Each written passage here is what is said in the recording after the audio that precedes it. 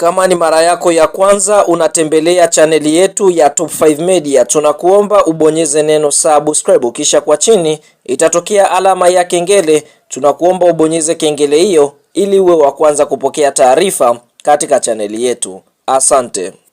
Yes, mwanamchezo wangu, moja kati ya story ambayo sasa hivi inazua headline kweli kwenye mitandao mbalimbali ya kijamii, hususani kutokea kwenye klabu ya Wekundu wa Msimbazi Simba, ni kuhusiana na sakata la mchezaji Jonathan Soa. Mara baada ya kutoka kwa taarifa ya kwamba mchezaji huyu ameweza kuondoshwa kikosini na kocha mkuu Steven Becker kutokana na sababu ya utovu wa nidhamu. Labda nikukumbushe hapo awali, kabla ya usajili wa mchezaji huyu Jonathan Soa, klabu ya Yanga walikuwa wanahusishwa sana kuhitaji huduma ya mchezaji huyu Jonathan Soa, lakini dakika za jioni kabisa Yanga wakakata kamba na kuachana na nyota huyo Jonathan Soa kutokea kwenye timu ya Singida Black Stars, wakadai ya kwamba masuala ambayo yapo kwa mchezaji huyu ya utovu ya nidhamu ni miongoni mwa sababu ambayo klabu ya Yanga ilipelekea uweze kutemana na dili hilo la mchezaji huyo Jonathan Soa. Sasa baadaye tukaiona klabu ya Wekundu wa Msimbazi Simba wakija kumsajili nyota huyo Jonathan Soa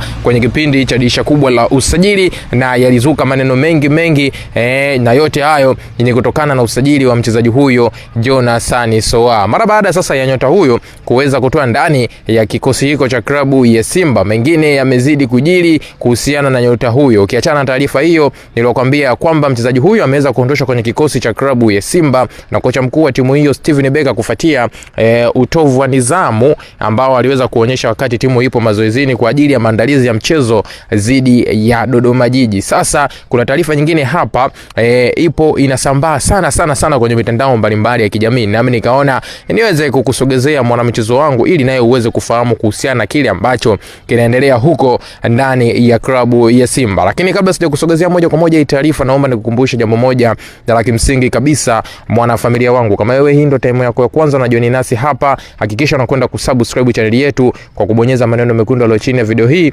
yaliandikwa subscribe. Kwa kufanya hivyo utakuwa ni mdau wetu wa kwanza na mwanafamilia wetu wa kwanza kimichezo, ambaye utajipatia kila aina ya taarifa mpya kimichezo tunakusogezea moja kwa moja kupitia hapa Top 5 Media. Na kama tayari umekushaweza kusubscribe channel yetu, sasa twende kazi tukaangazie kuhusiana na hiki ambacho nimekugusia hapo awali. Taarifa kuhusiana Jonathan Soa zinasema ya kwamba klabu ya Simba imeripotiwa kumtuhumu mshambuliaji wao Jonathan Soa kwa madai ya kupokea rushwa kutoka kwenye klabu ya Yanga pamoja na Singida Black Stars katika mechi walizokutana. Ingawa hakuna ushahidi uliowasilishwa hadharani, ila klabu ya Simba wametoa tuhuma hizo. Kutokana na tuhuma hizo, Soa ameripotiwa kupunguziwa mshahara wake kwa 50%, kusimamishwa kucheza na kurejeshwa Dar es Salaam kutoka Dodoma. Kambi ya mchezaji huyo inaamini kuna ajenda ya kumharibia jina na taswira yake. Aidha, Soa pamoja na wakala wake wamewasilisha swala hili kwa wanasheria wao ili hatua za kisheria ziweze kuchukuliwa. Hii ni ripoti kwa mujibu wa mchambuzi nguli wa masuala mazima ya kabumbu Mickey Junior, akiweza kutoa taarifa hiyo ambayo inaendelea ndani kwa ndani kwenye kikosi hiko cha klabu ya Simba. Una maoni gani mwanamchezo wangu kuhusiana hiki? Njoo tuandikie kupitia sehemu ya comment hapo, bila kusahau kulike, kushare na kusubscribe channel yetu.